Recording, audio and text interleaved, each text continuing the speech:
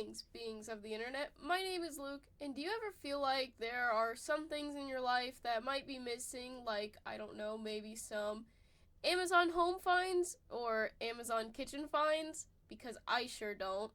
Now, I don't know about you, but whenever I stumble across these videos, I feel like a lot of the products in them, they seem good in idea, but then the more you think about it, the more pointless they actually are, or they become good for only one use and then will probably just be forgotten about or thrown out, which altogether makes these products contribute to the problem of impulse buying and overconsumption. I'm making this video to discuss some of the weird and pointless products that I have had the joy of stumbling across.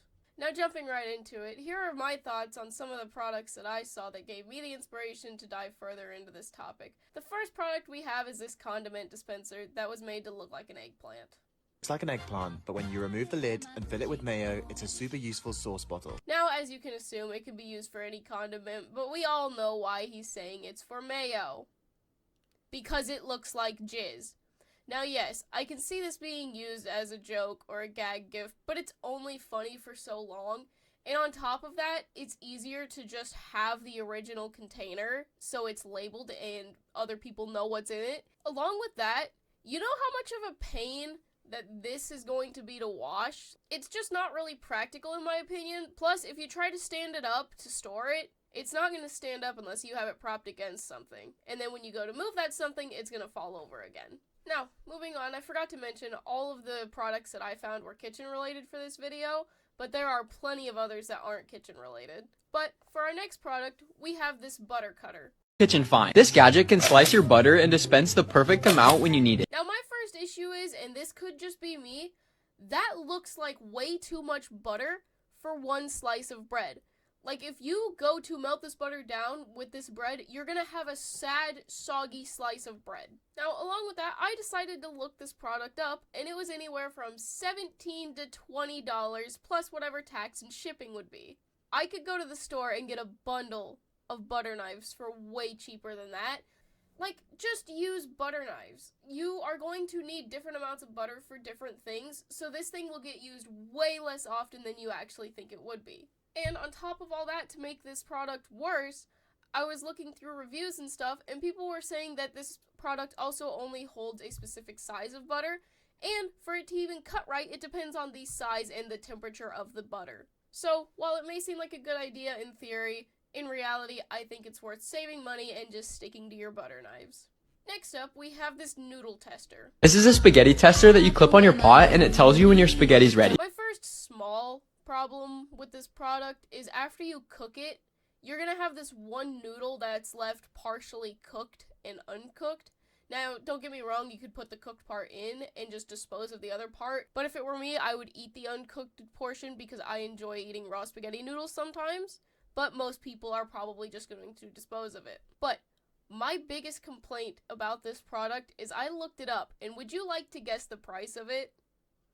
I guessed at most $10, which is still a little bit expensive for something this simple in my opinion.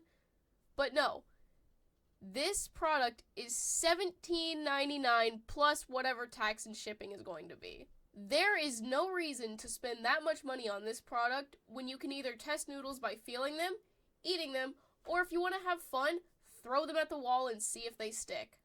And you know the best part about those methods? They're free. Another item that I found that I think would cause a lot of problems are these bottle magnets. Your magnetic bottle holders that attach to the top of your fridge so you can easily grab a bottle. My first thought when I saw these is I feel like this would be used by the people who were really into fridge-scaping and making their fridge look all aesthetic when in reality, it's just problematic and an inconvenience. And I know what some people might be thinking when they see these as well, that oh, it might allow for some more fridge space, but does it really? Because I feel like a lot of people rely on that top shelf of their fridge for larger or taller items. But now, with these bottles up there, you're gonna have to watch what you put below it, because one wrong move and you are bumping one of those bottles right off the magnets.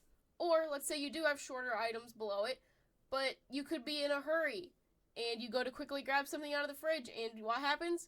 You bump one of the bottles, it breaks. Now, not only are you gonna have a mess to clean up, but you're probably going to be late to whatever it is you were going to. Also, with the bottles being above everything, if one does happen to fall and break, That gives the opportunity for either glass or whatever liquid was inside of the bottles to then seep down into things below it. Overall, I feel like this product is not as convenient as it looks, and it's going to be more inconvenient rather than just putting the bottles on the shelves. The next one is probably the one that I have the most issues with, and it is this water dispenser. 2 water dispensers that are amazing options if you're looking to save some money and not get one of those expensive stands. The first one is a desktop water dispenser. We decided to hide the 5-gallon jug in a basket and feed the tube out the top so we can have it sitting on our kitchen counter. This turned out super aesthetic, and I love that we have a pretty water station on our countertop. My first question is, why are we not just using our sinks? And I understand some places might not have the best sink water, but if you can, just buy a filter for your sinks. It's probably more cost efficient than doing this. Or, if your fridge has a water dispenser that's filtered, use that. Secondly, you look closer, they are leaving the top of that water bottle container open. I know they're putting a lid over it, but that doesn't mean that little bugs can't crawl up in there and get in your water. Along with that, I feel like just leaving water open, sitting at room temperature in general, isn't good, because I know if I leave water in my room open and I go to drink it 3 days later because it's the closest thing that I have, it doesn't taste good. Also, if you don't have ice in your cup, you're just gonna drink room temperature water, which, let's be honest, just sucks. On top of this, on the more concerning side, people in the comments were talking about the concern of mold growing in this tube because the water is just sitting in there.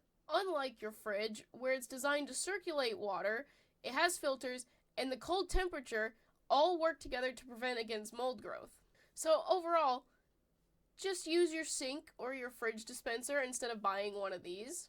Now, overall, I feel like these videos exist solely for the purpose of aesthetics and trying to make the kitchen look nice, when in reality, none of this stuff is as practical as it seems.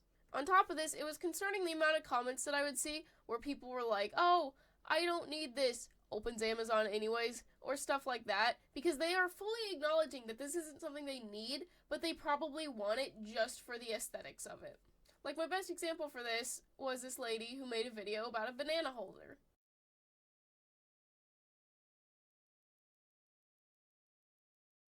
One person in the comments said that they can't remember the last time they bought bananas, but now they are going to go get that hook and bananas.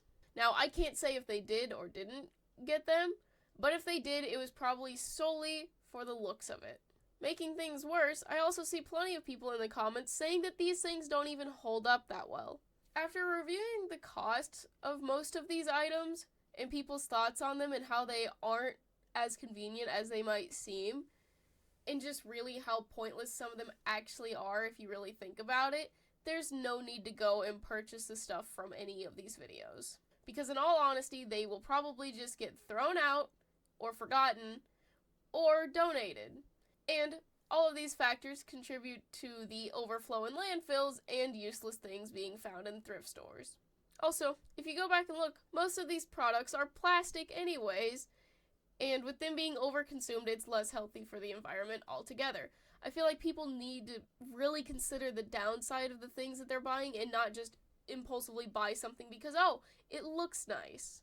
Especially not in this god-awful economy where a lot of people can't afford to just do so. It's helpful to save your money for things that you need or really want that you're going to be able to use for a long time. But that's all I have on this topic for now. Feel free to talk about products you may have seen or what your thoughts on this topic or the products that I mentioned, and we can discuss. Now have fun on your next internet endeavor.